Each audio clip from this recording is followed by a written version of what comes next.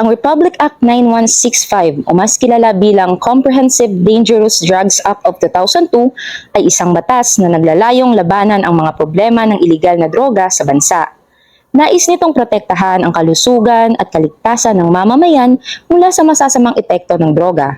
Ang batas ay naglalayong protektahan ang mamamayan mula sa banta ng droga sa pamamagitan ng pagpapalakas ng mga hakbang laban dito. Isinusulong ng batas ang pagbabawal ng mga gawain tulad ng paggawa, pagbenta, pag-aari at paggamit ng iligal na droga. Mayroon itong mga itinakdang parusa para sa mga lumalabag sa batas, kabilang ang pagkakulong at mga multa.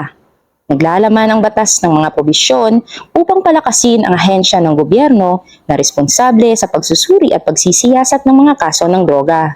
Isinasagawa rin ng batas ang mga programa sa edukasyon at kampanya upang mabawasan ang demand para sa iligal na droga sa pamamagitan ng pagbibigay ng impormasyon at kaalaman sa publiko. Pinapangalagaan ng batas ang pagtatakda ng mga otoridad na responsable sa pagpapatupad ng mga probisyong ito. Ang RA 9165 ay naglalayong palakasin ang laban ng pamahalaan laban sa iligal na droga sa Pilipinas at protektahan ang kalusugan at kaligtasan ng mamamayan mula sa masasamang epekto nito.